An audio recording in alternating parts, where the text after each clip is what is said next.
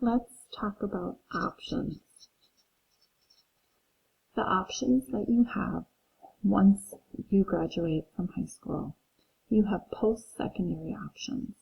So there are 5 main options that you have when you graduate from high school. And today we're going to go over those 5, and I'll give you a little bit of information about each. So typically when I ask high school students about what their options are after high school, the first one that students say is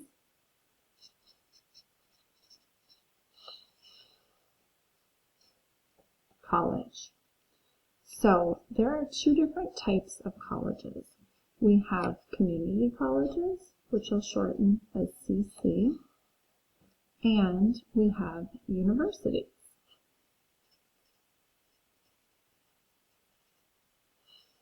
So both of these are types of colleges, and both of these are where students would go to receive further education. They are similar, but yet they are different. So first, let's go over what community college is. There are typically 3 main reasons that students would go to community college. So first would be to receive a 2-year or associate's degree. Another reason would be to go as a stepping stone. And the third reason would be to go receive a certificate. So let's go over what each of these 3 mean. So the associate's degree, the 2-year degree, this is where you would take a mixture of general type classes. So when I say general classes, that means English, math, history, science. And so you would take a mixture of general classes together with a program that you were interested in studying. So let's say that you're interested in computer programming. You could go to a community college for a 2-year or associate's degree in computer programming, and there you would take a mixture of your general classes combined with your computer programming classes, and you would receive an associate's degree. So that's one of the reasons that students go to community college. Another reason that students go to community college is to use it as a stepping stone. So you may choose to go to a community college and then eventually transfer to a 4-year university. This could be a great way that you could save money. It could be a way that you would be able to live at home for the first couple of years of college. It would be a way that perhaps you take college classes while you are still in high school, or it could also be a way that you could go improve your GPA, your grade point average, so that then you could reapply to a university. So remember that once you apply at a university, after you've taken courses at a community college, the university will no longer look at your high school GPA to determine admission. They will look at how you did here in community college. So that would be how you could use community college as a stepping stone.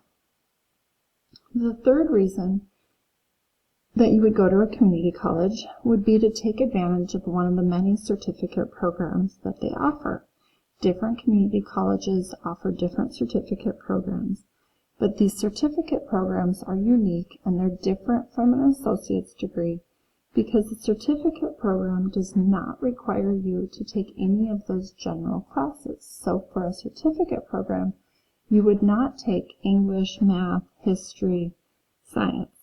You would only go there to take classes in the career area that you're interested in.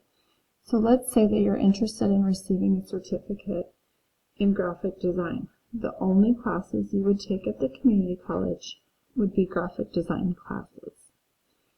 So that's a little bit of an overview of community colleges. We have several community colleges throughout Los Angeles, throughout California, throughout the United States. They're all very similar. They have different programs. They have disability support services at each of the campuses, and they're definitely worth checking out. The other type of college is university. Students would attend a university to receive a bachelor's, or 4-year degree.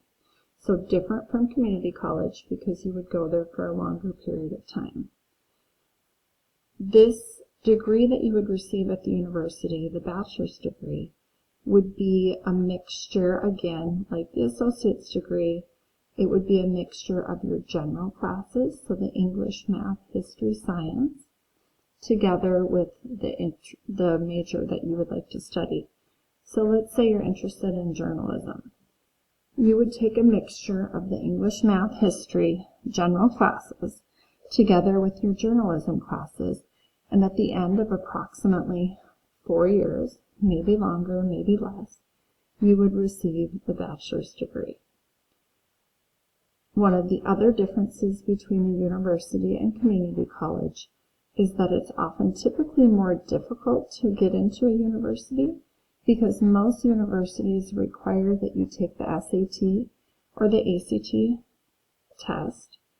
You must have a certain GPA. The university would review your high school transcripts, and you would have to do an application where you would do a personal statement or an essay. Perhaps there would be recommendation letters required from your teachers. There's a deadline on when you need to apply by, and you would typically apply during your 11th grade year, whereas a community college typically accepts students that apply for the program and have completed their application. So it's quite a bit easier to get in and apply to a community college. So that is one of the 5 options that you have after high school. So the second option that you have would be, you could be a student that graduates from high school and decides that you would like to start working. You want to get a job. Perhaps you already have a job while you're in high school and you want to continue working there. Or you'd like to start working for your mom or your dad or your uncle. Or you'd like to go out and apply and start working somewhere else. For this option, you could find a job on your own or fill out your application, interview, word of mouth, get a job referral from a friend, or you could look to one of your local job centers to get free help for job seekers. So one of the websites that could help you is careeronestop.org. So this is where you could find out of different job centers or work source centers that we have here in Los Angeles.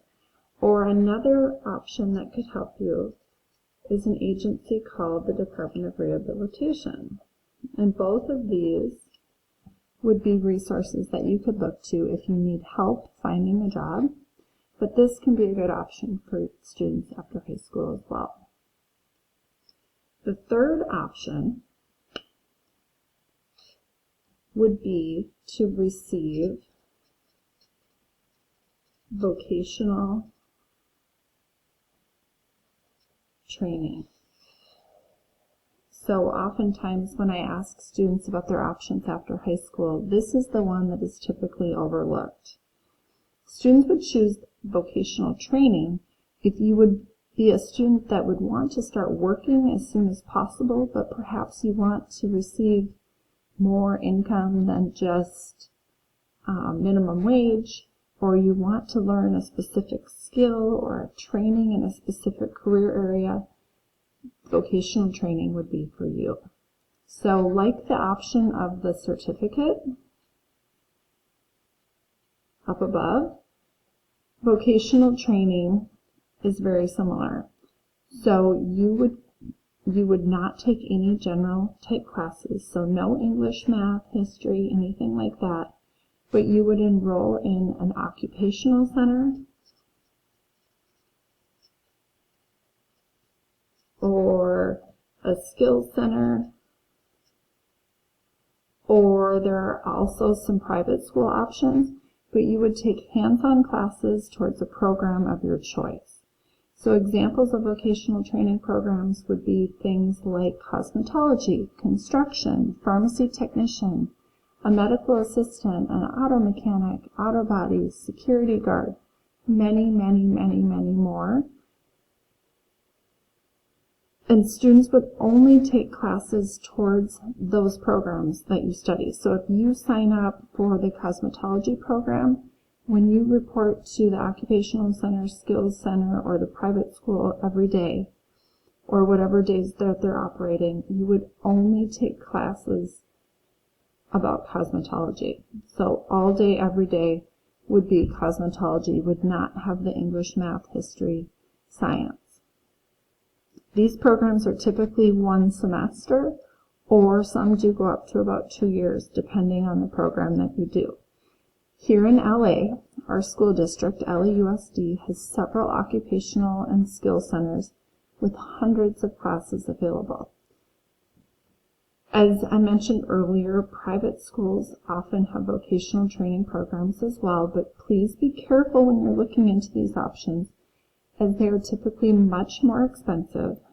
They are not always accredited, so the classes that you take might not be working towards any sort of accredited degree or certificate, and it can be extremely difficult to get your money back if you decide that you want to withdraw, if you change your mind, if it's too hard, if it's too easy. And a lot of times the programs at the private schools are advertised on TV. You might see billboards, you might receive mailers, somebody might come by your house. So just be extremely leery of these programs and make sure that you do your research. But the occupational centers and skills centers through LAUSD are super affordable, if not free. They work with the Department of Rehabilitation, and that can be an agency that can help you go to one of these vocational training schools as well. So that is vocational training. The fourth option is